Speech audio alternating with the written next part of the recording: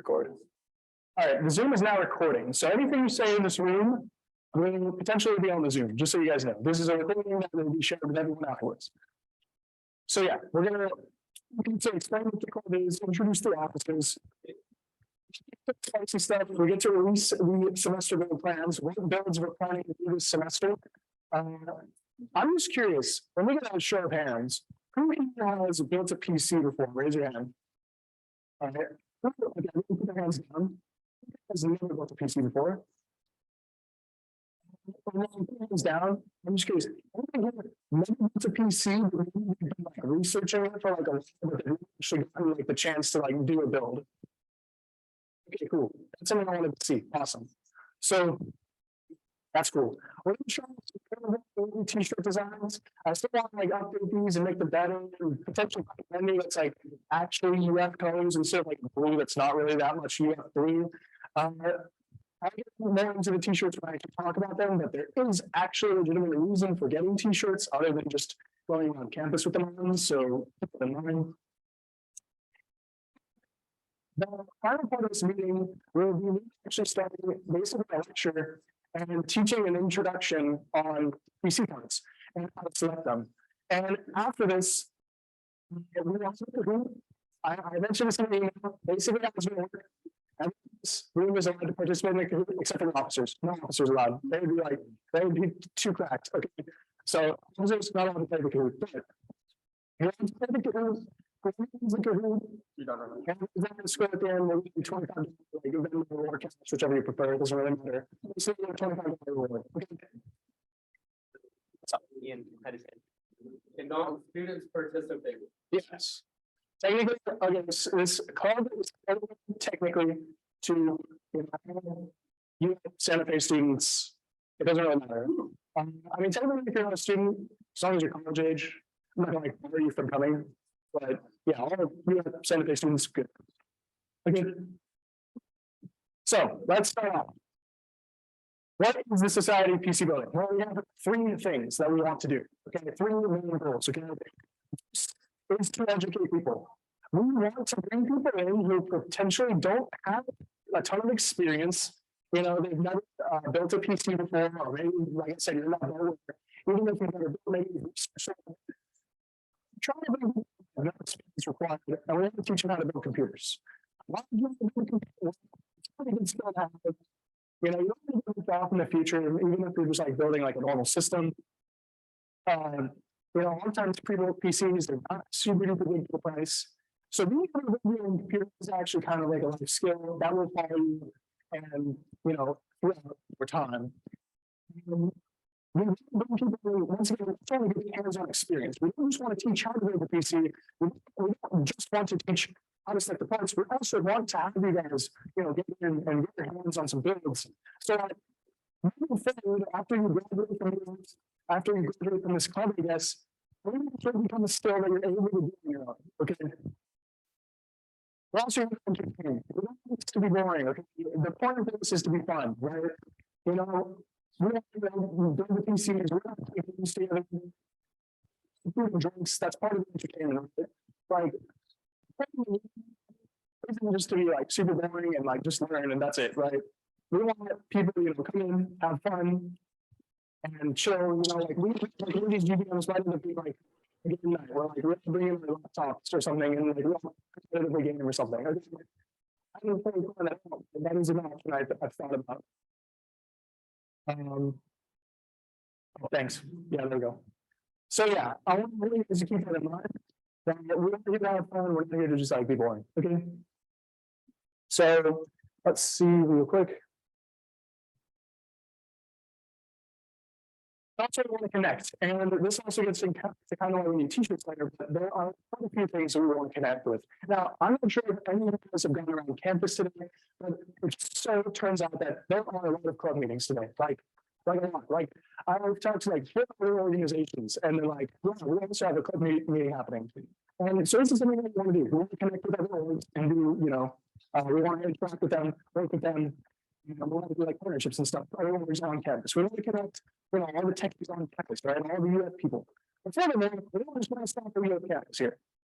As well, we're universities and potentially in the future have the opportunity to compete against other universities in events. So for example, maybe we do an event where we do a speed building competition, which university can build the piece of the fastest and actually have it boot and work. Something like that. Now, if you're familiar, this club actually has two branches right now. The youth branch was the first branch started by, your officer team up here. And that was the first branch at UF. There's also a UCF branch of this club now. I'm also working on a USF branch, working on getting a professor for that. And we're working on getting into universities so that eventually, at some point in time, we'll be able to have actual competitions. So, we want to do competitions. There are two types. It's like speed building, or we were thinking basically doing something where we get like a panelist of judges, we reach out to like a ton of like famous YouTubers or something. It would be pretty cool. And we basically get them, every university like builds like the most cracked PC they can for a certain budget. And then we have the panelist of judges basically judge who has the best PC based on, performance, aesthetics, stuff like that. It would be cool. It would be a cool concept, just saying. We want to reach out to, maybe we can get like at least 10, 13 universities included in this society of PC building at some point in time. So now I'm going to go into meeting times. When do we have meetings in the future? And once again, this is more just like administrative stuff. So all of the GBMs currently scheduled for Tuesdays. That could be subject to change if we find there's too many conflicts with like other clubs and everything. But as of right now, they're all planned for Tuesdays. We have general body meeting 1, that is today. We have general body meeting 2, that's October 5th. And the rest of the general body meetings after today's general body meeting are in CSE A101. That is a big room. It's in the CSE building. It's like kind of like downstairs. You go to the basement area, and there it is. Okay. So we have a meeting October 4th, October 25th, and November 15th. As we get more information about what specifically we'll be doing with those meetings, I'll make sure to email you, let you all know. As you probably know by now, like basically spam emails at this point. Not actually, but you get what I'm saying. Like I said, I want to do like a game night or something like that at some point in time. This is when they're going to be though. So keep that in mind, keep your calendars fresh. If you happen to run other leagues, like keep these dates fresh. There you go. That's that. So now we're going to start officer introductions. Here's a list of all of our officers. And here's a picture I took of a picture in front of a Best Buy when we took this picture. Funnily enough, we got kicked out. Let's go. Right. Basically, it was a list of all of our officers, and I'm going to let everyone go through themselves and talk. So I'll start off. Here's me, right? There's a big picture of my face, right? So I'm Chris. I go by Christo. I don't want to go by Christo. It was just a childhood nickname. And there's like all the Christophers on campus. I go to Chick-fil-A and I put my name as Christopher. They go and scream Christopher. I go to the food, and all of a sudden I realize it's the wrong food because there's 3 other Christophers in front of me in line. So, there you go. So let's go by Christopher. Okay. So I'm the founder and president. I started this club in spring, and I am a second year. So you have 2025, whatever, it's sophomore, whatever. I'm a computer engineering major. If you don't know the difference between computer engineering and computer science, well, basically computer engineering is powers, but that's besides the point. My favorite class in here, it was programming 1. I enjoyed 4502. There were some cool projects in that class. I remember like the Pac-Man project. We got to make like a little, it was cool. Okay. Attend meetings for ACE a lot of the times. Another really cool club I highly recommend. If you're just interested in finding another tech-based club, that's the Association of Computer Engineers. Run by Fatima, like there's 2 people over there, so I highly recommend. I also do kickboxing for fun. That's just something I've been doing recently. Trying to get some physical activity in. For COP 3504C, just curious, are any of my students in here? Huh? I see you guys. You can't lie. Yeah, I'm pretty much for 3504C or undergraduate T or whatever you want to call it. It's something I've put a lot of time in, and I'm learning that slowly. I'm talking Christo Code. Now, Christo Code is probably like, why does this man have his name in the Discord server? But I promise it was somebody else's idea, not mine. Okay. Eventually, it was a Discord server I started in 2017. I started providing tech support with specifically for building PCs. Since 2017, it's gone to slightly over 4,000 people. It's like, you know, it's just something that I've been constantly doing, like online, for the last 5 or 6 years. I just help people build PCs. I help with tech support there, and I have a lot of fun. And that like actually helped me get into UF. So I'm kind of enjoying like. I also have a programming Discord. I don't know if you like CS or Compy or like EE or something. Are you guys on the programming Discord? Maybe, maybe not. Who knows? But I run a programming Discord, and that's just something that I want to do review sessions and everything. So that's basically about me. I'm gonna head to, I believe, Rose is next. Take the mic. Yeah, that mic, and we're just.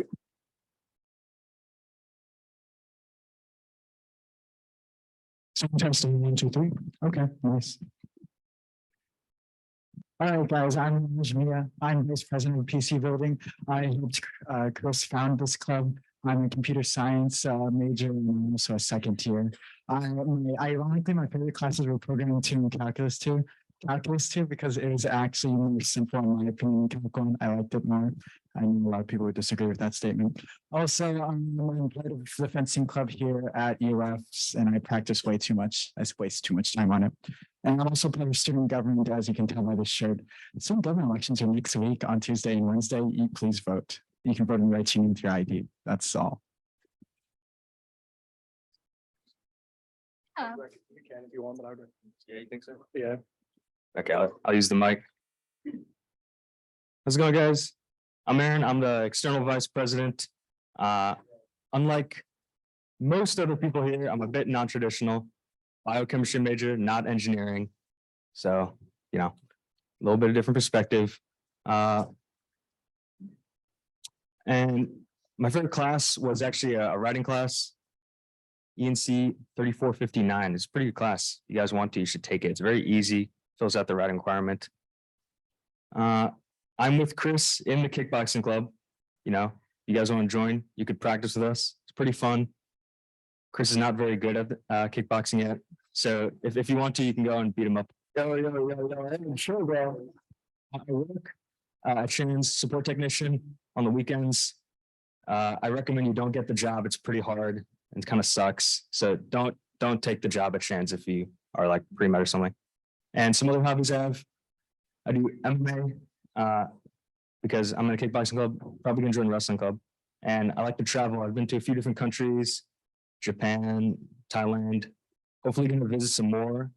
We do have a very good study abroad program, so I'm probably gonna do that. I recommend you guys also do it. I've heard very good things about it. And I'm gonna pass it off to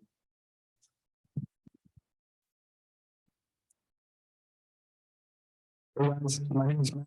I'm the treasurer, sign major, and I'm a second year right now. Favorite class so far was GBM 2020C, just because the class was like really easy, and my group members were really good. And I'm also involved in the Society of Asian Scientists and Engineers and Japanese Student Association. And some of my hobbies include swimming, volleyball, learning history, and doing anything with my friends.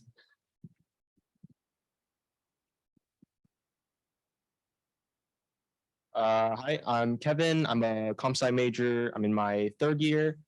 My favorite class is digital logic. Is more of a joke. I kind of hate that class. I'm taking it right now, but it's more of a joke off. And then some of my other moments, I'm on the UF Valorant team, and my hobbies are like obviously gaming because I'm on the Valorant team, and I like working out, and also really like watching anime as well. Yeah. Hi guys, my name is Angela, but you can call me Angie. I'm your multimedia director. I'm a 2nd year computer science major with a minor in business administration, and I'm getting my AI certification. I would say my favorite class is programming 1, just because I'm not gonna lie, that shit was so easy. Other involvements, I do VSO dance. I also do intramurals. So if you can see me on the field on Wednesdays. As for hobbies, I do painting. I've been painting before I learned how to speak English. So like I'd say about 15 years. I play a lot of Valorant, but I'm hard stuck Diamond 2. And I like going out with my friends. Yeah.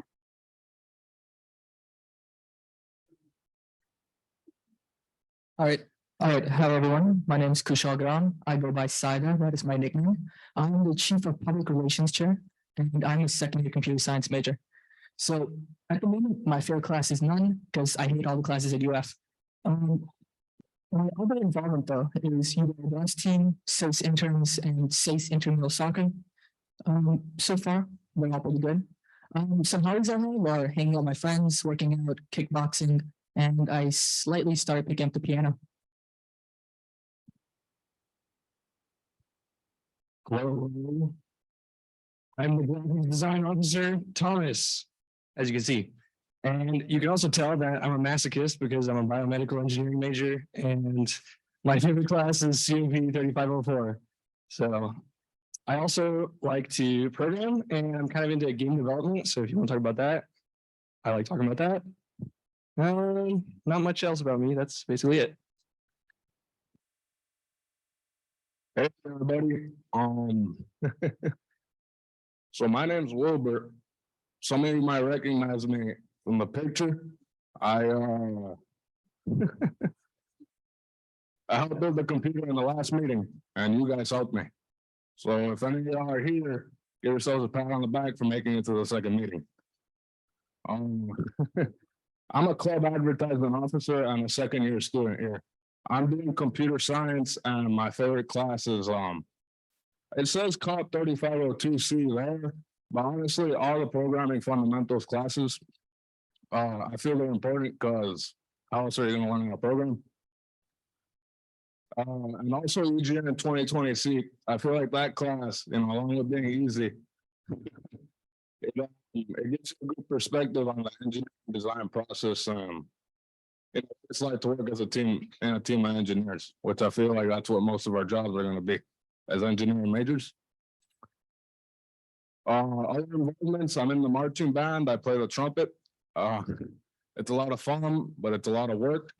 And I love to hit the gym. I know a few of you here I saw at the gym, and it's nice to see you guys. And I really appreciate my friends.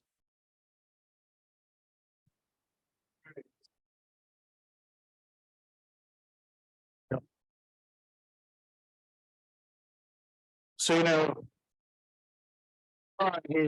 he was unfortunately unable to be here today. He said he was doing something really fun right now. Look at this. Oh. Yo, John, you in the Zoom? Oh.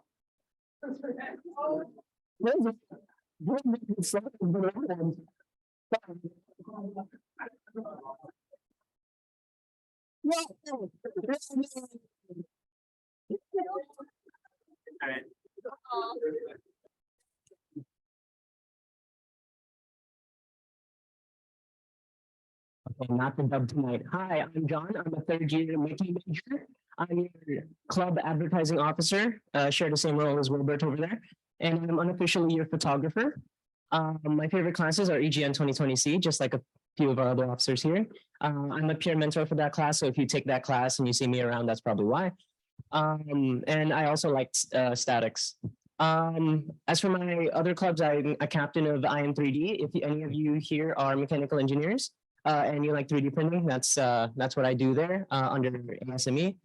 And my hobbies are video games and YouTube and sometimes winning, sometimes. Sometimes. I mean, when John and I play, we win every game. Yeah. Okay, let's see. I am now going to transition. That's all of our officers. Let's give everyone a round of applause. Once again, I am hoping, as I think of more roles, I can take more people into the officer team. We're definitely going to need more roles at some point in time, so keep that in mind if you're interested in a position. Feel free to talk to me. We're going to transition.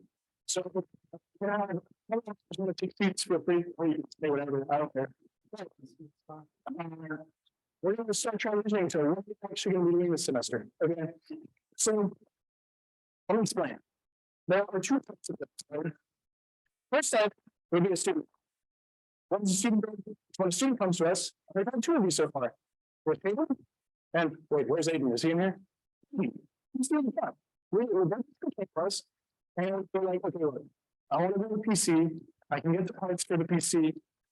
I'm a little bit worried I might mess something up. but I want to be able through the process, and also I want to give everyone in the club the opportunity to, get hands-on experience building my PC. So students that discover this, I actually have like a few others who've come to me and basically said this exact same thing. And I'm going to be doing their PCs for them, and then obviously, since they're providing the parts, they take the PC home when it's done. We use it as an educational experience to teach people, and they get to bring home the PC. However, that's not the whole semester, okay? We have a system where we're going to do student government funded builds. We received a significant amount of funding this semester for the builds. And for this called to get 2 setups consisting of about $1,800 each. Again, we're using this giveaway process through UF. All UF students will be eligible to apply. But as opposed to me trying to explain how this works, I actually have a link to a video here. And for the first 3 minutes of the video, I promise you guys will kind of understand what I'm saying. Okay. This video is by TechSource. I don't know if has anybody watched TechSource before? Okay, cool. So he runs a series, and also we have other YouTubers that run a series like this, where they run these giveaways. Okay. These giveaways are meant for a specific purpose. You'll see it in the video. So let me click on this. Bagman has a question. Bagman has a question. Okay, good to know. Let's see. All right. Trying to highlight it? Yeah. No. You got to like examine the presentation. Let's see. There we go. So let me move this on over. Target ad, love it. Dion, hand it over. Now, how does that make you feel? Like a part.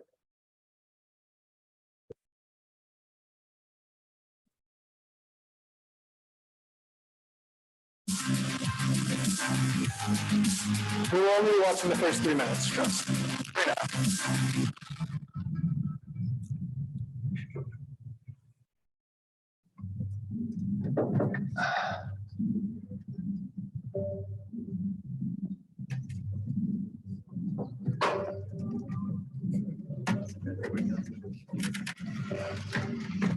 All right.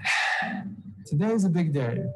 I get to impact someone's life and I get to completely redo someone's setup entirely from scratch.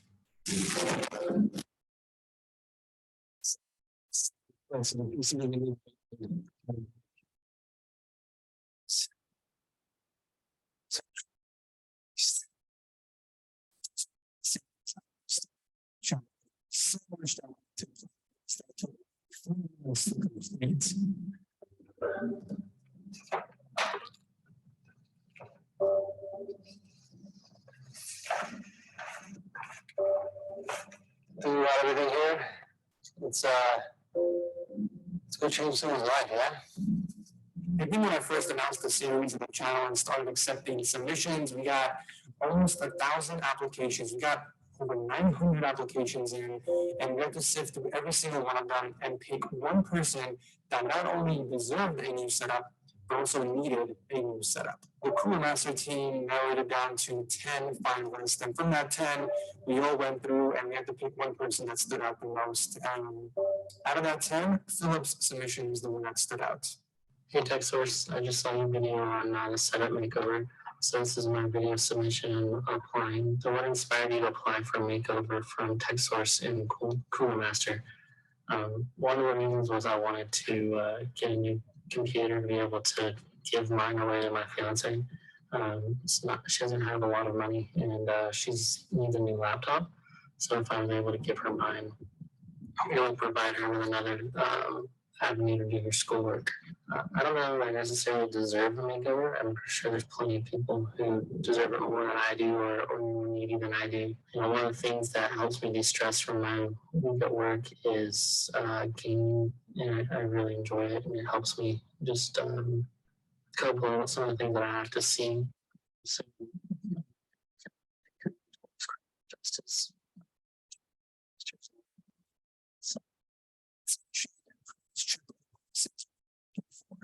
The first one is he has a purpose for his setup. He likes to game and he goes to school, so he can use it for schoolwork as well. Number two, he has a goal in life. He wants to get a master's in criminal justice.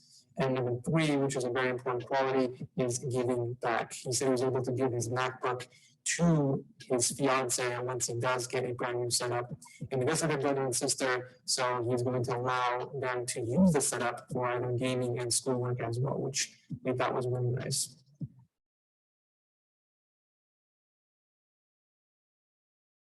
That's what I wanted to show.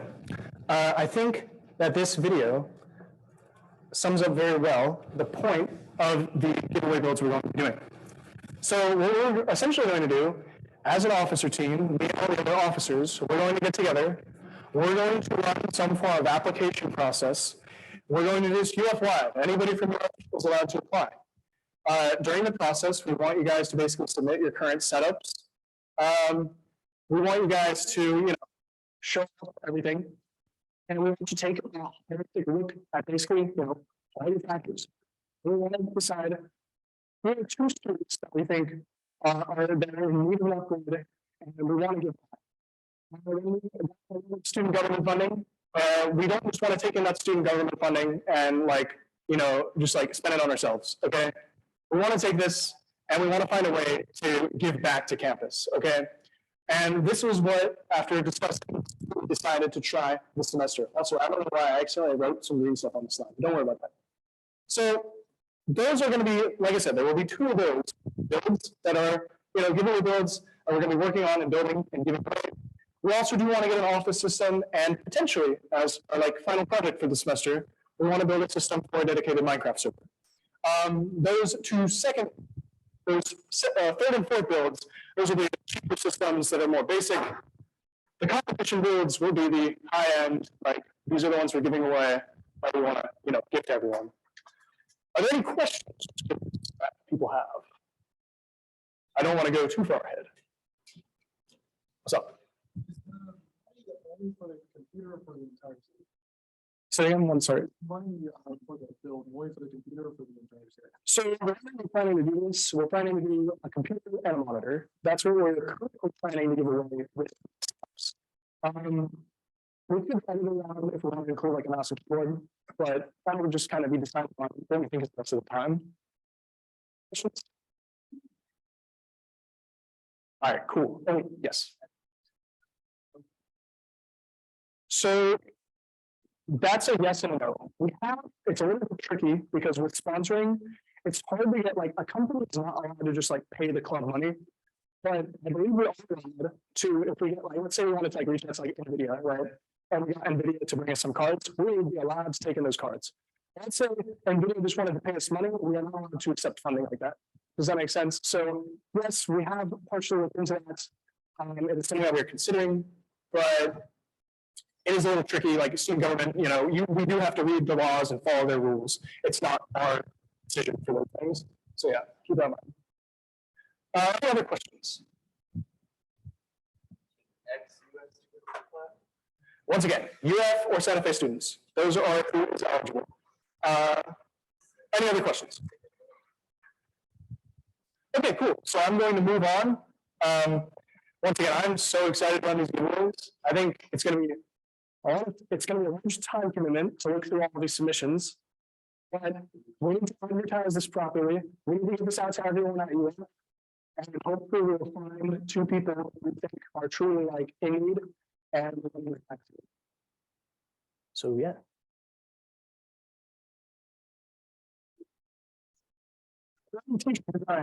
All right, I get it. But this is something I was thinking, right? We need some teachers. If you would like to help us design better t-shirts, feel free to let me know. But here's the actual use of t-shirts. First of all, yes, we do have funding that goes directly to us out of our advertising budget. So we have some funding. Depending on how much the t-shirts cost, it impacts how many we can buy. How many we can buy with that funding impacts how many we can give out for free. So, I wanted to take a poll here, okay, real quick. What we ask is, so we can get t-shirts that normal cotton, right? And cotton is just normal t-shirt color, and probably get t-shirts. Then we could get slightly higher quality t-shirts that are polyester and dry fit and all that. or we have let's give it away for free, and the overall t-shirt cost will be more expensive. So let's just say like around basically before we get like 60 normal t-shirts, that would probably allow us to get like 40 dry fits. Would you guys rather have more cotton t-shirts or like less dry fit t-shirts? I'm gonna ask for a vote. So if you'd rather have more t-shirts for free, but you just want to make cotton, right? Raise your hand. All right. And not put your hands down. If you'd rather have less t-shirts, but you'd rather have them be like the higher quality, like dry fit material, raise your hand. All right. I think that's significantly more with just the cotton t-shirts. So I'll keep that in mind when designing them. And that's probably what we end up with. Now, the reason that these are important was actually with what I mentioned earlier. The UCF branch was started, right? And the other branches are being started too. And with the conferences that I've talked with the other branches about and such, when we go to the universities or when the universities come and visit us, we need to all these sporting our colors, right? Dude, the UCF branch already we're being beat by them right now. This is impossible, but I'm just joking. But essentially, we need to get these at some point, and we need to kind of. So I just wanted to put this out there. This is about. Once again, we're very happy to take user feedback. Maybe make the times better. Take whatever you guys want and work it out. But eventually, we'll all be working around your campus, and we'll be working around the campus too.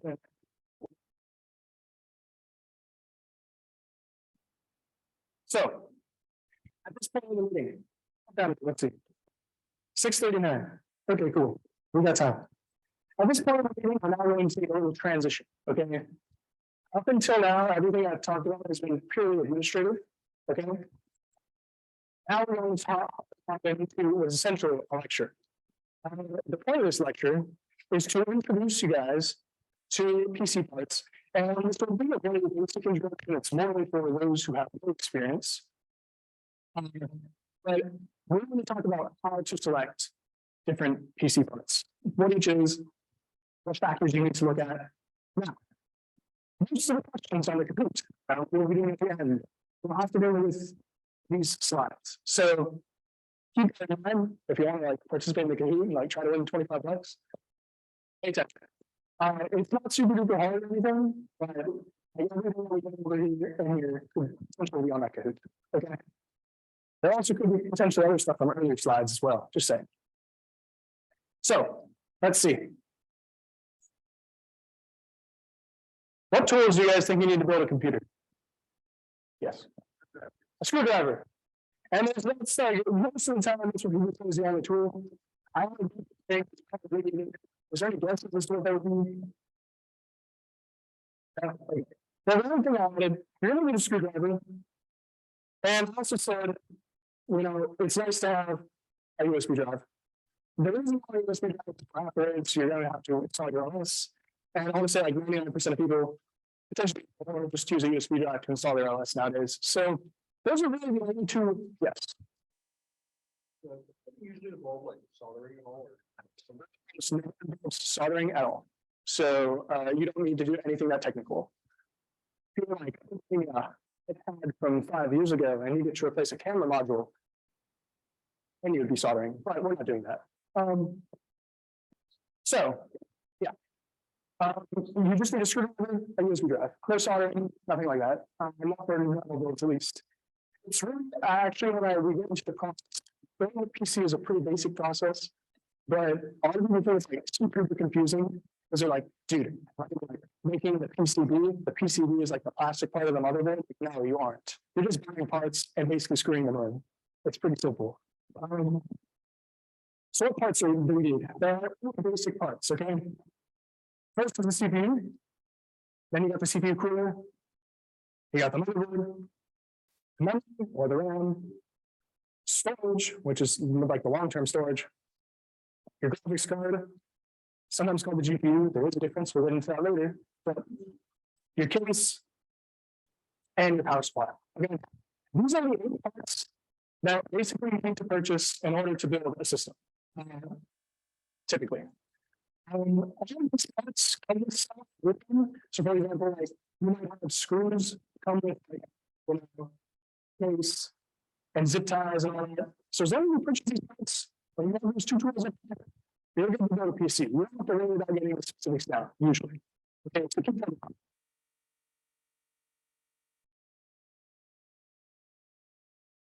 So let's start talking about the parts. We have the CPU, the processor, you know, the central processing unit, right? The brain of the piece. Okay? This is the part, you know, it does all the thinking for the most part. Well, no pun intended, but for the most part. But, you know, we'll talk about there are other things that also do thinking, but let's just think about this as the brain, okay? And the two things that you need to look at, and, you know, you need to keep in mind when you're thinking about choosing a processor. First of these things is the core count and the thread count. I like making this analogy. Let's say, when does work fast food? Just curious. Okay. Some people, okay. Let's say you have a McDonald's, right?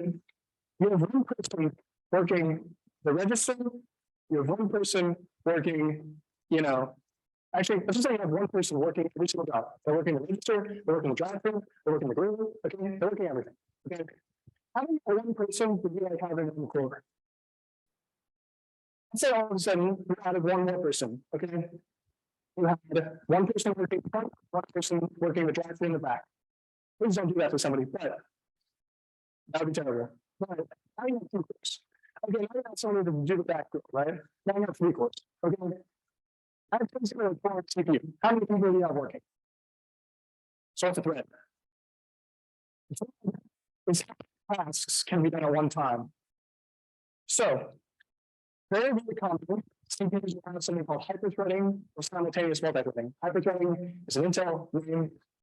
Simultaneous multithreading is what AMD calls it. Essentially, what this typically does, and I say typically because with Intel's new 12th generation, they decided to make things confusing, add exceptions, but for the most part, what hyperthreading or simultaneous multithreading does is it takes your number of cores and it allows you to basically double the tasks that each core can do at one time simultaneously, as the name implies. In our analogy, right? What this means, let's say you have, again, let's say you had three people working at McDonald's, right? And one of them was, you know, working in front, one of them was doing drive-through, and one of them was working in the back row. That would be three cores. Now, if we have three cores and no hyperthreading, no simultaneous multithreading, none of this extra stuff, right? What that means is that each person can only do one thing at one time. So if somebody is taking an order up front, they can be taking an order and making an ice cream cone at the same time, okay? If someone's at the drive-through, they cannot be listening into the headset and bagging fries at the same time, okay? It doesn't work like that. That is if you have no. If you have simultaneous multithreading, all of a sudden, each individual person can do two jobs at once, for the most part. Once again, exceptions to this, but just generally know that hyperthreading is double, okay? So that means we can have somebody working at the drive-through who's been taking an order and bagging surprise at the same time. Does that kind of make sense to you guys? What's the difference between a core and a thread? How many people are there and how many tasks you can accomplish at one time in time, okay? So that's very important to know. Also, some other things, the power bill, all the times it's called TDP, total power bill. Okay, basically, there's a wattage amount. We'll get into wattage later in a second when we talk about the CPU cooler. But you always want to work with power bill. Obviously, you don't want to supply, like you don't want to get some CPU that has an insanely high power bill and pair it with like a case that is terrible airflow, you know. You want to make sure that it's kind of low power that efficient makes sense, right? Clock speed. What this is basically the frequency the CPU is running at. When I say frequency, if I say speed, would you really be better performing if your speed is higher or lower? Higher, yeah. So the clock speed, you know, typically, if you take two CPUs that have everything else the same, and one is just clocked higher than the other, the one that's clocked higher will perform the other. That also goes into something called IPC, and architecture efficiency. Now, IPC stands for instructions per clock. IPC is not an actual value, it's a comparative value. What that means is I cannot say like this computer has 5 IPC. Okay, that doesn't work. Now, what IPC is it's basically saying how efficient per the clock speed is this computer, right? If I take this IPC value, what is usually done is basically saying this generation has 15% better IPC or efficiency than this generation. You're always comparing two different CPUs, basically. So basically what IPC means, let's say you have like a processor that's like 5 gigahertz, it's running at 5 gigahertz, right? And let's say you have a processor running at 4.2 gigahertz, and everything else is the same. They have the same core count, they have the same thread count. And you notice that the processor running at 5 gigahertz is performing way worse, or rather the processor running at 4.2 is performing way better than the processor running at 5. And you're sitting here like, why is this processor it's at a lower clock speed running better than the processor at a higher clock speed? And that is most likely because the lower clock speed is being more efficient with its clock speed. It's probably a new architecture, it has more IPC. So hopefully that also kind of makes sense. Basically, long story short, IPC is how efficient is the architecture. Going to move on. That's all we need to know about the CPU for now. So let's talk about the CPU cooler. Well, as you can expect, it cools the CPU, right? It's kind of like it says it in the name. So, you can get air and liquid cooling. Both have their upsides, both have their downsides. I'm not going to get into the debate of which one's better than the other, but this is extremely important, guys. Extremely, extremely important. Every single cooler, some of it's extremely improved the surface area. It's like taking like chemistry. About like maybe physics, I don't know. So if you take a chemical reaction, right? And you have like a million particles, and you put them into a reaction at one time, versus if you have like a chemical reaction, we have just like one like big chunk of a particle, and you put it in, which is going to go faster? If you have like a million separated particles, or like one big chunk? Well, yeah, it's separated, right? Because the reason that works is because you have more total surface area basically going through that reaction. Okay. So when we see nuclear, the surface area is important, right? If we have more surface area, that means we have more area that air can basically burn over and like get the heat out of the way. This picture. This presentation taken by John at their previous builds. Just putting that out there, like John, hands off to you, bro, because they're going to yeah. If you look at this picture, right? You guys see how like there's these like very thin metal pieces, yeah? Okay, those are called that's called a fin stack. The point of this is to get the most surface area possible in the cooler. So when we're blowing air over it, we get the most heat like basically taken out of the CPU and into the atmosphere. So keep in mind, basically every single cooler, the surface area is important. Okay. We also have a fin stack and the radiator size. Once again, the fin stack and the radiator, I don't have a picture of it, but we use for liquid cooling. When you have liquid cooling, you basically have water going through pipes, and then the water is actually kind of what takes the heat in, and then you have the fans blowing it out. I should have drawn a picture, but if you're interested in seeing what a liquid cooler looks like, just look up on liquid cooling loop PCs on your laptops or whatever. You'll see it. But essentially, that's where you will come in is the fin stack or the radiator size, or not the size, or rather in the radiator itself. And then the radiator size is important. Sometimes you'll have a radiator with a liquid cooler that takes in 3 fans. Sometimes it'll be 320 millimeter fans. Sometimes it'll be 2 fans, 2 130s, 2 120s. So you have sizes of radiators. And it's something important to keep in mind. We also need to look into, when you're looking into getting a CPU cooler, the compatibility. You need to look at other parts. For example, later on, we're going to talk about the case. Like, is your CPU cooler actually physically going to fit? If you're getting a liquid cooler with a radiator, is the radiator going to fit at the front or the top? Like, all that stuff. Finally, we got thermal paste. Thermal paste is like always a meme. Like, everybody argues how to put on thermal paste correctly. I'm sitting here like, dude, I'm putting my thermal paste on in a smiley face. I don't know about like what you're doing, but mine works, so whatever. If you want to take a microscope and you want to look at the basically, so the CPU, or the CPU cooler sits directly on top of the CPU, right? So basically, you have 2 pieces of metal. Top of the CPU, something called an IHS. It's an integrated heat spreader. The bottom of the CPU cooler is once again usually just metal. Sometimes it's directly on the heat pipes, sometimes it's not. Basically, what you have though is you have these microscopic air gaps between the two pieces of metal. And quite frankly, heat does not transfer through air very well. So you have this thermal paste that is supposed to be a rather conductive material, conductive of heat.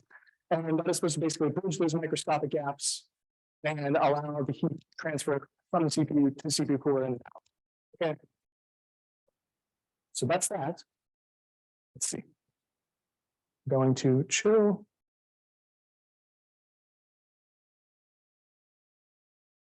Next up, we're going to talk about the motherboard. I like to say the motherboard's the heart. The reason I say it's the heart is because everything connects to the motherboard at some point in time. The motherboard is what really takes everything in and puts it all together. Your CPU, graphics card, storage drives, the case, everything at some point in time connects to this motherboard. So, some things to keep in mind about the motherboard. You need to look at the socket type. That also goes directly with the chipset. So your socket is basically what type of CPU your motherboard will allow for. Basically, there's a ton of things that you need to check is compatible with the motherboard. You need to make sure the CPU is compatible. This thing called a chipset. So it's basically each CPU has its own socket, right? So we have like a 12th gen Intel chip, right? We have one CPU, one socket, okay? And then underneath those sockets, you'll have multiple different types of chipsets.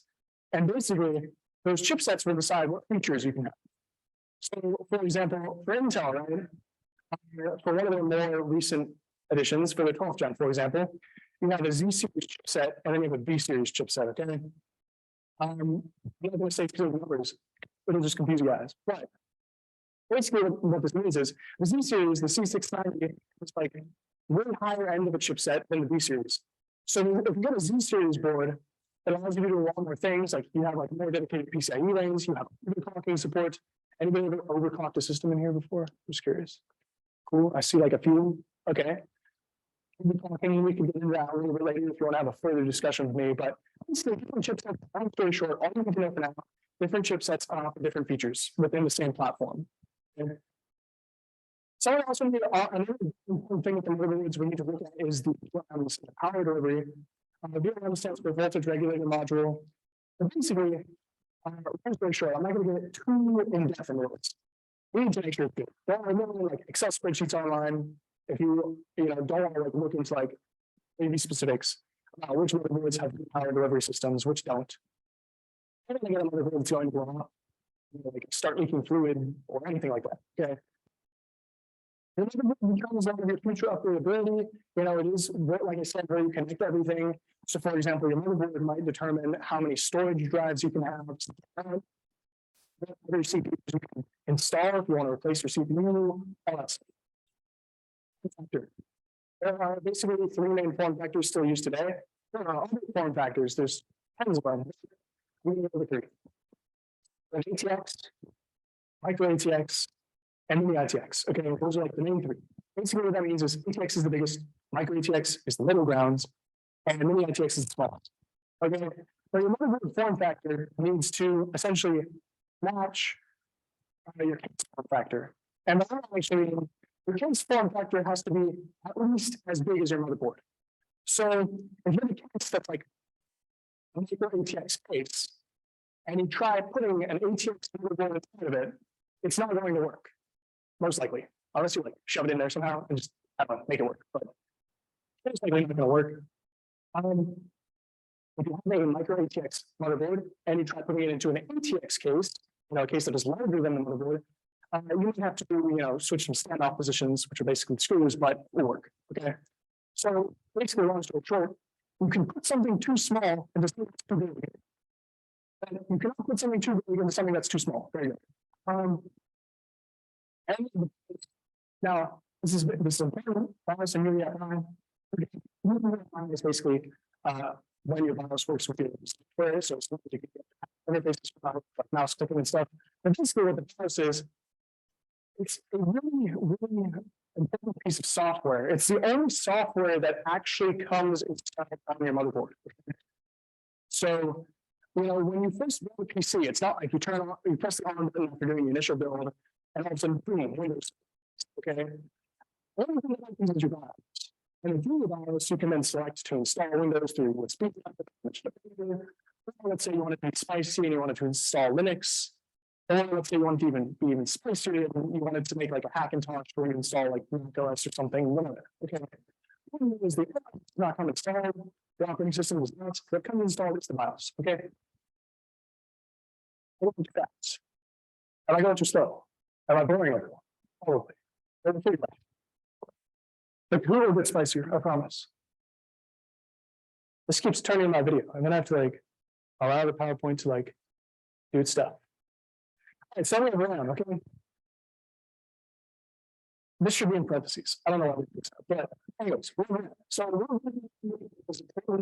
the video before, you know, there was recently DDR5 that was recently released. Basically, long story short, for RAM versions, you have just DDR and then a number for modern systems. You need to make sure that the RAM is going to have the correct version, otherwise it just physically won't fit in the RAM slot on your motherboard. Another thing you need to look at is the frequency. Now, I had to mention this with CPUs. Which is better, a lower or higher frequency? All right. So we get into this thing right next to frequency, latencies, okay? What does this sound like? If you have low latency, would it typically be better or worse? Worse, because it means that you're taking longer to think about it. Like a person has latency, it's like how long does it take them to like comprehend and think about what you're saying? So if you have more latency, it means that you're taking longer to think about it. So latency is also a cat latency in there because it is like the most commonly referred to latency. Basically, what you need to know is that latency is actually better, unlike the frequency. Yes. What about timings? Is that Yeah, so timings are like uphill basically. So that would be timings is just another word. There are like 4 big latencies, but just cast latency is the first one that is the most kind of referred to, like I said. Then you can memory controller support. This is not super duper relevant anymore, but you want to make sure that the RAM that you're getting is work with the memory controller with your CPU board. Sometimes they don't. And back then, in like 2017, when we had like the first generation of Ryzen, like chips that came out, like they just straight up didn't work with a lot of memory for some reason. And if they did, we get them, but then we wouldn't be able to get the memory to like its rated speed. So like we about like rated megahertz speed, but it's like 1133 because that's just the stock speed that DDR4 is at. But essentially, you want to make sure that your memory controller is going to kind of work well. Otherwise, you might just get stuck at a slower speed, and it would be unfortunate. And you can sync and aesthetics. Obviously, if you want your system to work, it's up to you. That's an opinion. It's subjective, and not super important, but still nice to have. Okay.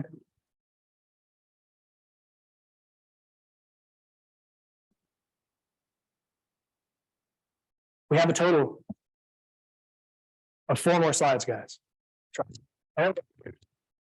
So now let's see. So for storage, I want you guys to consider these things. What type of drive? Is it a hard drive? Is it a solid state drive? Now, within the realm of solid state drives, there's a million different types of solid state drives. We have like a normal SATA solid state drive, SATA, which is like a very stereotypical solid state drive, basically. We also have this thing called an NVMe solid state drive. Now, put the picture up here, right? This is an NVMe solid state drive. Now, I think I like talked about this at some like the club shoutouts, but I really like this picture because like it's a dumb state drive because look at the physical size. See, this is a piece of gum, and that's an NVMe M.2 drive.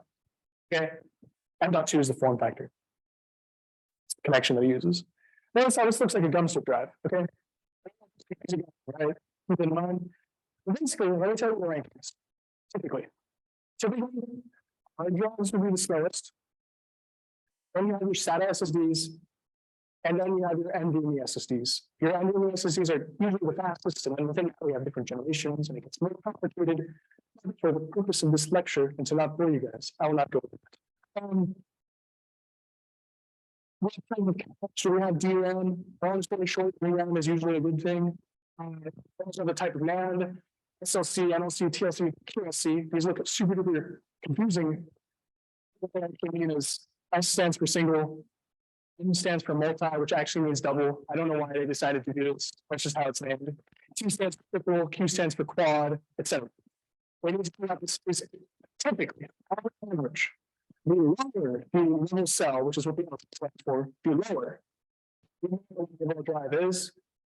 There are not that many SLC drives. Those drives are the single level ones. They're usually crazy expensive. So realistically on the market, you're not going to find any of those. And because of that, they have memory controllers and don't end up being more reliable, but that's besides the point. But on a typical basis, the more left of this list, the lower the level cell, the more reliable drive will be. Okay. Once again, for SSDs, the same way you have for motherboards, and the same way we'll get into power supplies in a second. There are lots of spreadsheets online that basically rank these for you. So if you're not somebody who is like me, who likes going and researching this for fun in my free time, you know, maybe I'm slightly a nerd, but you can just look at a spreadsheet and figure it out. Okay. So let's see. I guess one thing I wanted to mention before I go, whichever drive you have that boots your system, whichever drive you install your OS on, that's going to determine how fast your system turns on.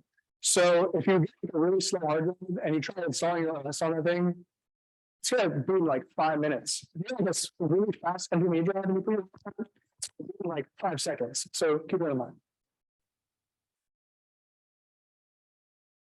So now we have the graphics card.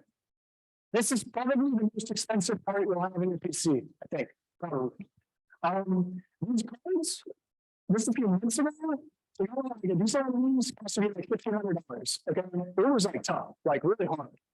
What a graphics card does though, it basically does all of the tasks that are actually pretty simple, but you just have a ton of them. If a CPU was like a few really smart people, is like a ton of like low-key, like really dumb people, like a ton of them. So think about it. If I gave you some math questions, right? Let's say I gave you two really hard math questions, okay? And I took like two like university graduates, like I don't know, they have their PhDs in math, and I took a room of like 300,000, like I don't know, like middle schoolers, right? Like how many of those two like PhD students are going to solve those math questions that are really hard? Those two questions much easier because they actually know what they're doing. Let's say a different concept. I just have those 300,000 like middle schoolers versus like those two like PhD graduates, right? And I, instead of having like two really hard questions, I said, let's give them that like 300,000 like addition problems. Okay. Who's going to solve it quicker? Students, right?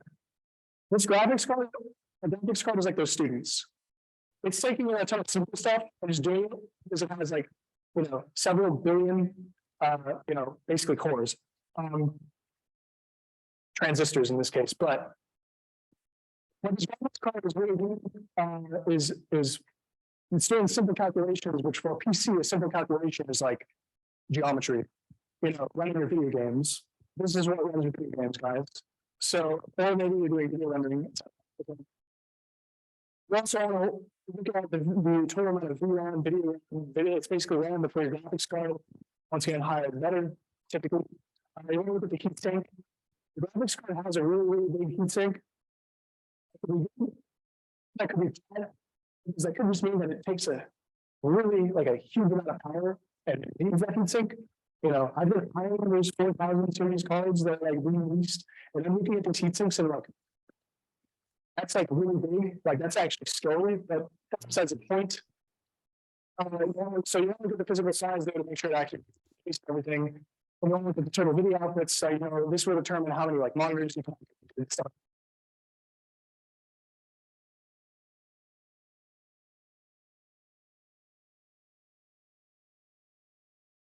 So now we have the case.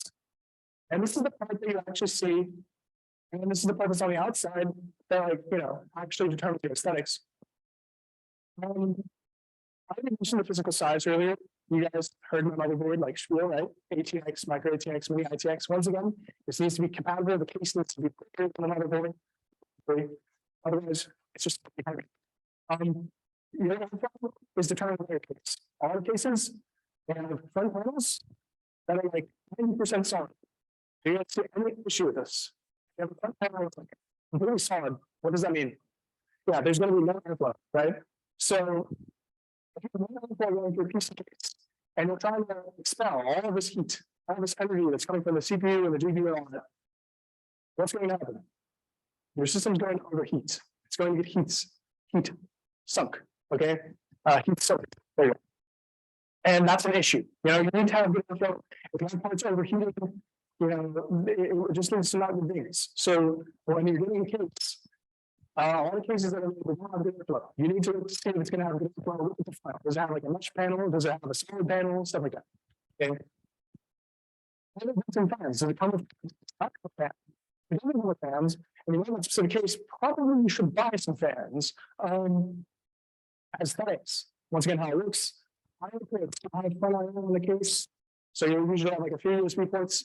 You have like your power switch, your on button, like your reset switch. Those all connect to the motherboard from the case. So it's like you might also have like some built-in RGB stuff like that. Right? That's stuff that you look for in the case. It's also kind of dependent on the case. How much room do you have? The cables for the power supply, which we're going to do in a second. This thing right here on the bottom, this is called a power supply shroud. It kind of really hides a lot of stuff. So, you know, if you're like me and when you finish the system, you just shove the back panel on as hard as you can and hope that it looks fine. This is pretty useful. That's the case. Not really much else to say other than it's what you store your stuff in. And finally, the power supply. So I have two pictures up here because I want to show this is the power supply right here. This thing in the back. So we go through the case, through like these openings. Power supply cables are going to come here, and they're connected. This connects to almost everything. Okay. So this is a graphics card right here. I think this is a power supply connection. I have a graphics card. Graphics card have power supply connections. The motherboard has one. It's very hard to see with the writing, but there's a motherboard power supply connection right there. What we want with the CPU up here, the power supply just has a ton of cables and you have to plug it in everything. So if we move on.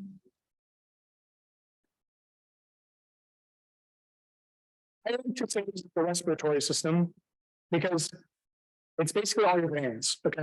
Like if we compare this to a human, power supply is like it's what's getting the oxygen pumping, right? Three things you gotta consider. First of all, modularity. What's that? Okay. Modularity is basically some power supplies have the ability to unplug the cables, and some don't. Power supply that's modular can unplug the cables, and it's nice to have a modular power supply because then you only have to put the cables that you actually need in the system. There's also something called semi-modular where it's like basically with a power supply where some of the cables are permanently attached and some of them aren't. So you can choose some. The efficiency rating. The efficiency rating is how efficient the power supply is at using its energy, or rather converting its energy. If you have a bad efficiency rating, that means is that you're going to be using more energy than you need to. If you're using more energy than you need to, where do you think that energy goes? Heat. Yeah. The energy will be heat, and it's not a good thing. It's not super duper serious as long as you have like an 80+ bronze certification. These certifications like 80+ white, bronze, silver, gold, platinum, titanium for the most part. But it's not super serious.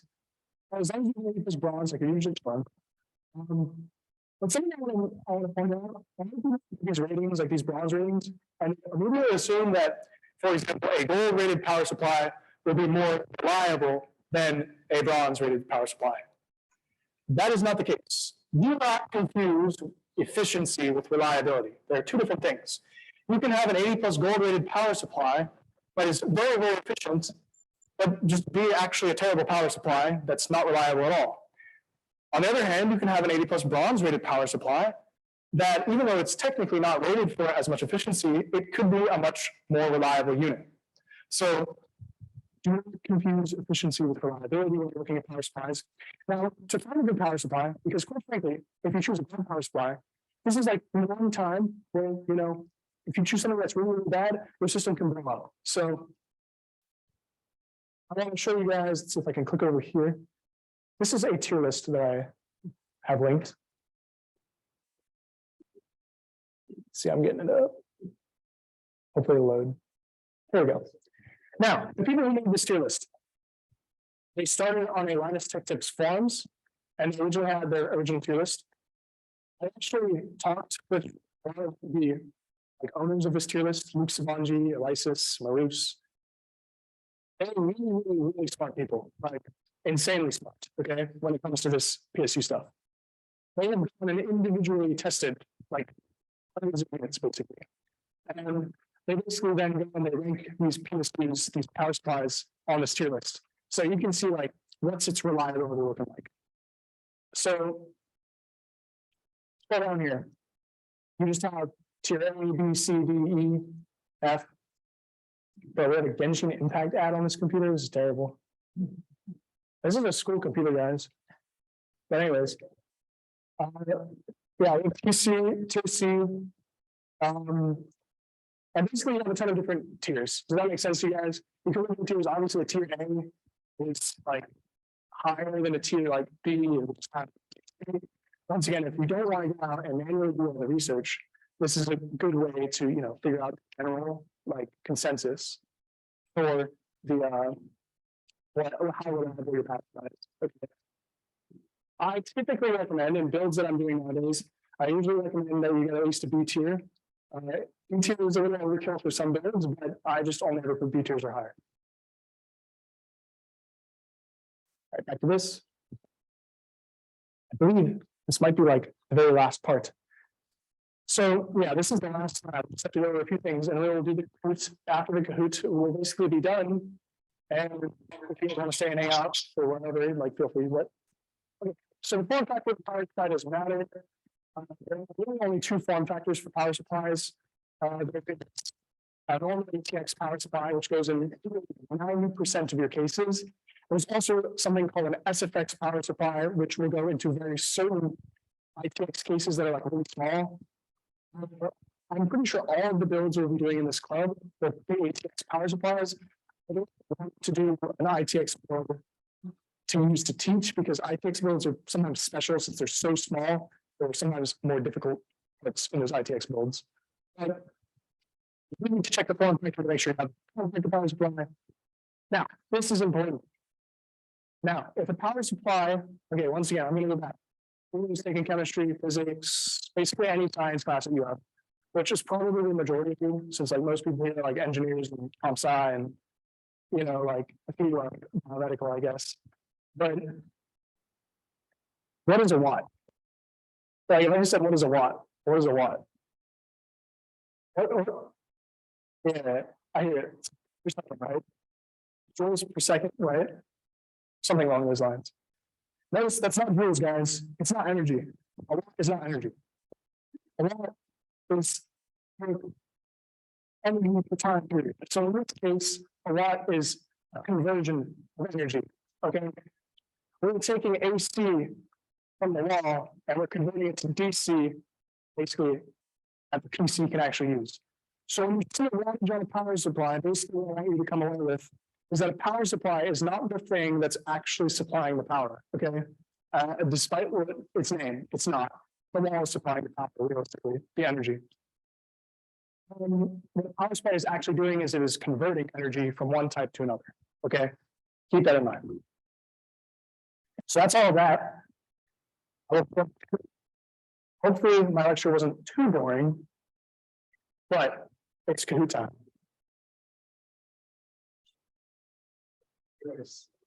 Yeah. I might go to the Senate meeting tonight, actually. It's at 7:30. So I might just look in the next 5 or 10 minutes.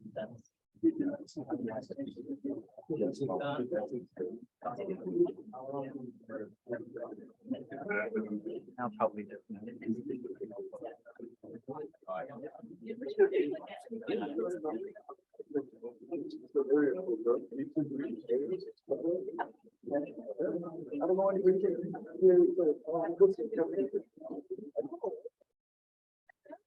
Los Angeles.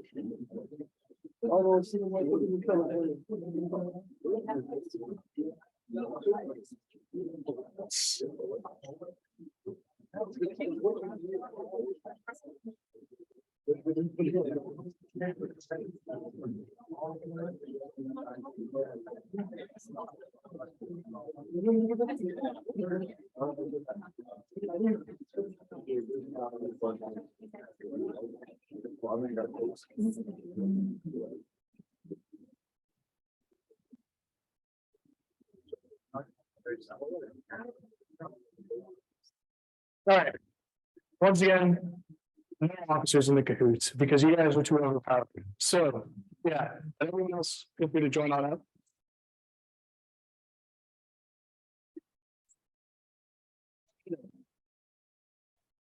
See Masters clutch up. You know who I'm talking about.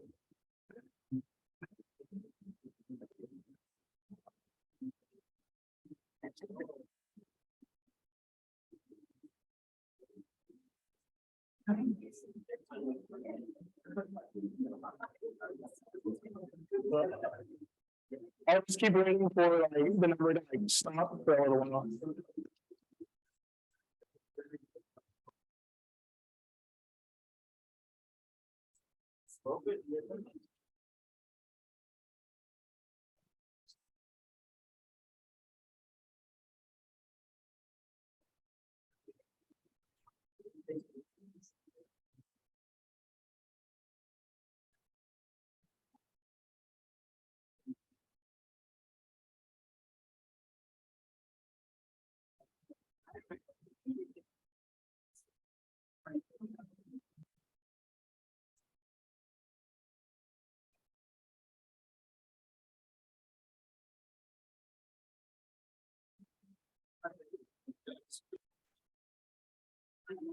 Obviously, when we make sure that like, make sure at the end you don't just like immediately close out of the app, so that way I can like actually see it's my name and like you can show me it's you, just so you guys.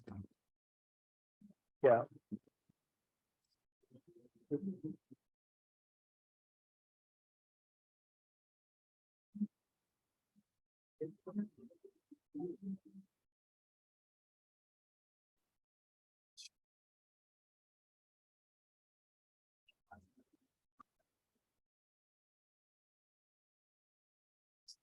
I think we're going with the name so better. Like, I'm sorry, you're wrong. Your opinion is just out of here.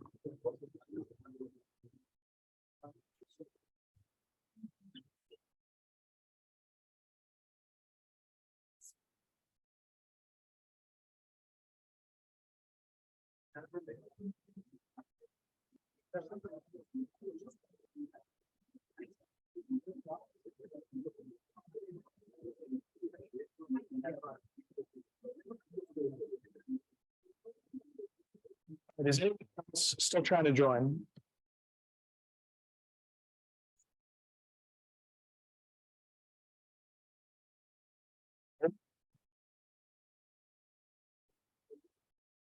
All right, I'm going to go ahead. Ask Kyle, okay, so Pat, still trying to join, like screen. Wait. Oh. One more. That's not what done. Tragic. Go.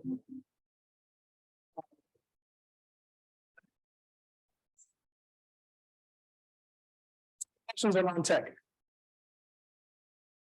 Let's see. Who's paying attention?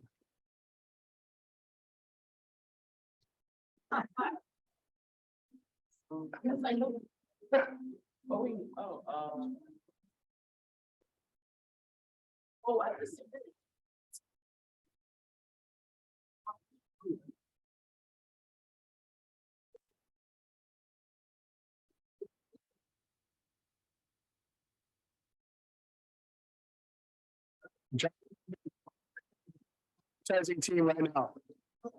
So keep that in mind, learn your people. Don't talk about your names because I'm pretty terrible at names. So, yeah. John, I guess you're less known than Robert, man. It's true. I was playing Minecraft. We got Barry Commando's number one. How many variables are planned this semester? There you go. That's a hint, giveaway.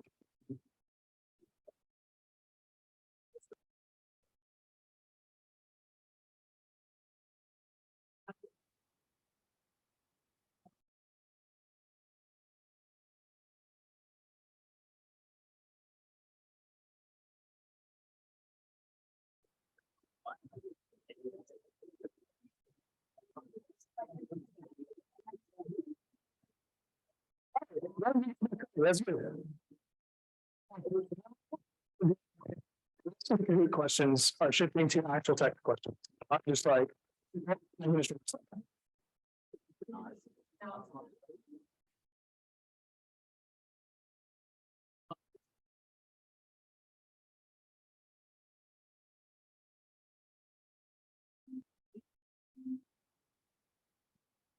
Should we like the music a little louder?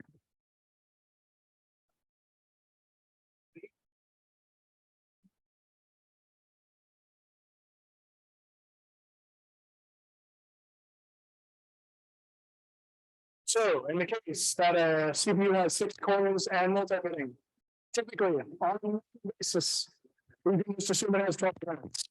Once again, this is actually technically kind of fast for Intel's 12th gen. Because they're funky and they have like performance cores with hyper-threading. Or no, other way around, performance cores without it, and then like multitasking cores with it. So it's like for the most part, multiply by 2.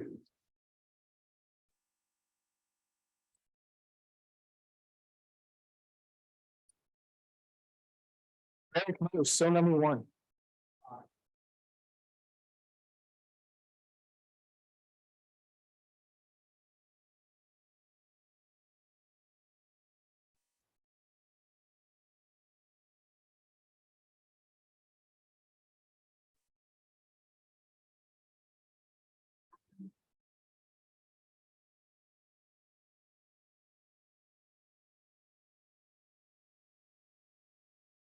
So you guys got the point.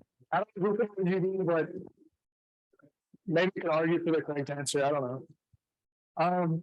Yeah, surface area, every single CPU core, it doesn't matter which one. Liquid, it doesn't matter. Surface area is always gonna be a big thing. Eric Moe still in front.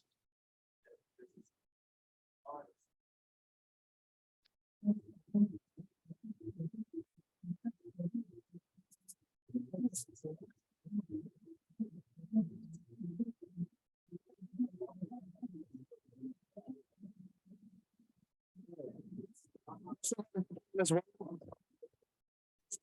It's curious to see because the 2 last 2, yes and pass, those are like cloud computing stuff. But I was interested to see if I made these 2 like kind of similar, if people would actually put those 2 thinking like psychologically, like, oh, it must be one of these 2. Couldn't it didn't really happen. So it's interesting to see. But yeah, is the software that kind of comes with it. You're gonna get to install it. Glad to see that most people got that correct. Oh. With the devs, typically best.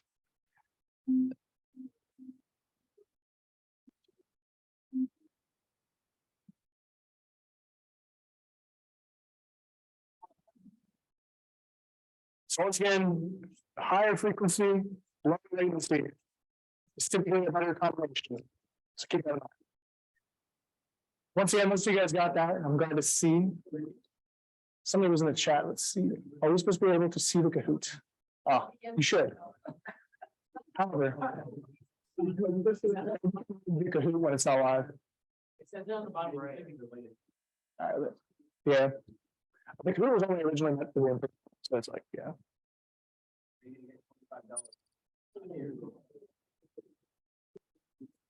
Y'all chill. It's getting feisty. All right.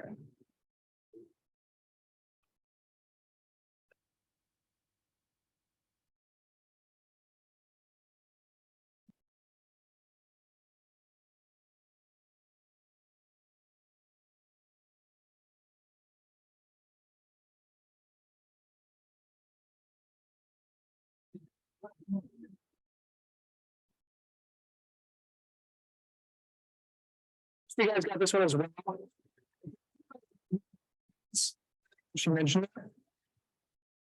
It's like a old type of drive interface. If you look at like a 1997 Dell pre-built, you'll probably see all these random little reading cables that connect drives, and that is an IDE drive. All floppy drive disks also use IDE. Those would be extremely, extremely slow. Obviously not the right answer because I never mentioned it, but yeah. Anything else is taking on this list the fastest drive.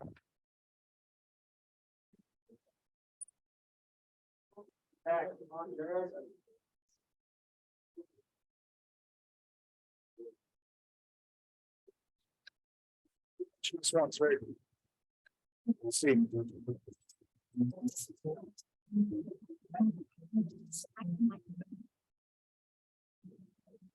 Should have explained this more. I mentioned it once very quickly, but they're not technically the same thing. Let me explain this now. So GPU, the difference between the two. GPU is a physical chip. It's the chip that a manufacturer such as NVIDIA or AMD, I guess technically Intel now since they're making cards, but they make. The graphics card, on the other hand, includes the entire package. So like GPU, once again, it's just the chip that it runs on. The graphics card is like it includes the cooler, which aftermarket so for example, like I said, there's not only two GPU brands right now. There is technically Intel, but I'm not going to count them for now. There's this like AMD and NVIDIA. For graphics cards, there's a million different brands in MSI, Asus. So you might have a card with an NVIDIA GPU, it's the singular chip. But you have the brand of that card is like MSI or something. Okay. Once again, the card includes everything, like the cooler and everything like that. Whereas the GPU itself is just the chip. Okay. It's a common misconception, especially in like the YouTube like tech space. Sometimes people say GPU graphics card and they mix them. It's like a technical term. I should have, like I said, I don't know like while going over the parts, I should have mentioned that more, but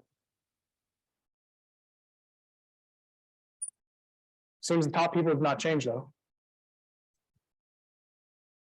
What to this is specifically for the case.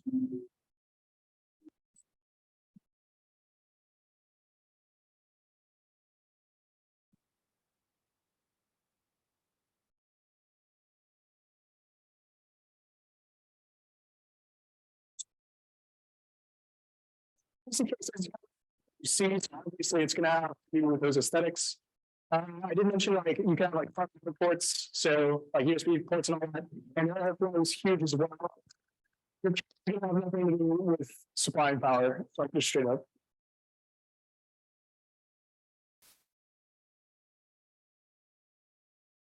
All right, so guys, look at this difference, okay? I mean, is this the last question? Yeah.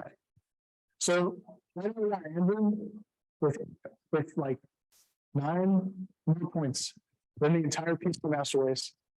So this is intense.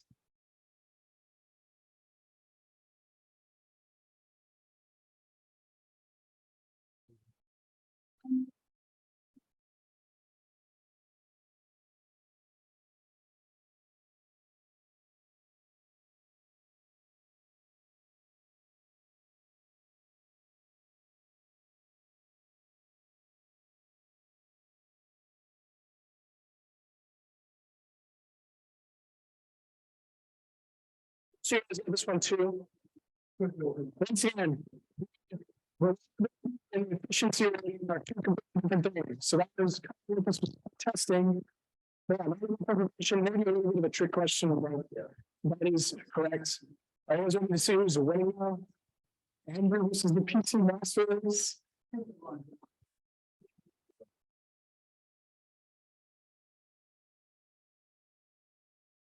Cheers.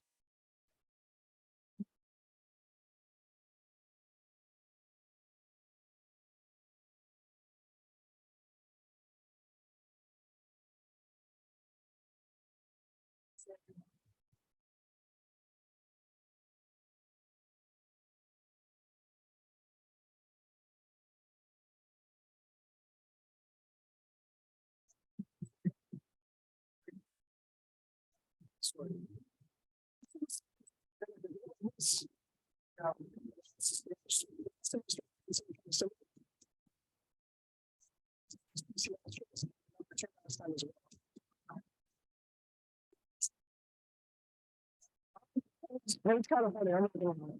But I'm really proud of you. All right, let me get this quick now.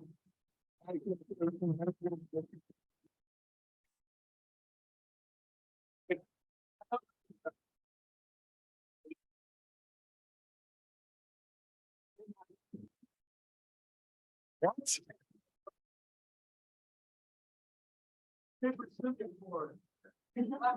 Rock, scissors? Hey. That was an exact time. You still- All right, so- No, listen. How would you deal with this? Should we split or should we make them like a better worse competition or something? Slave. Competitions. Competition, guys. We have to be like, at another point in time, obviously. What do you guys think? I mean, what's the? All right, hold on.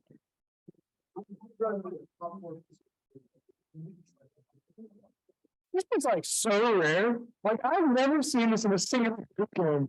So let's make them split.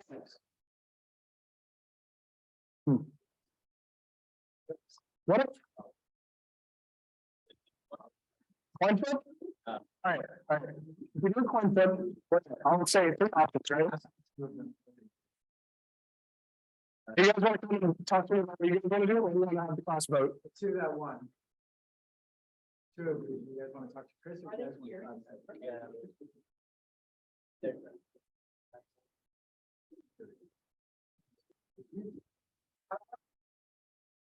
I don't want to try to like, what about like, you can't go for games and do a 1v1?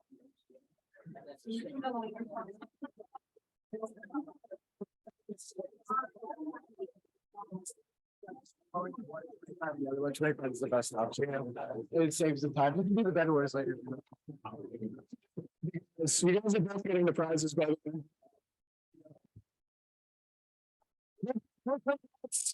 I've never seen this happen before. Though, in a similar game like I'm like someone down. It's your fun. The prize though.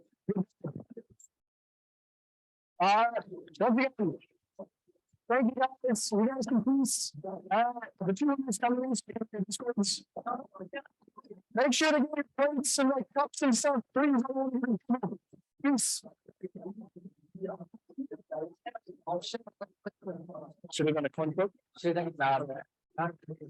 I'm not gonna record. I figured this bit on the first question. It was only a good 2 seconds shorter than I would have responded. Let's see, I gotta end the recording.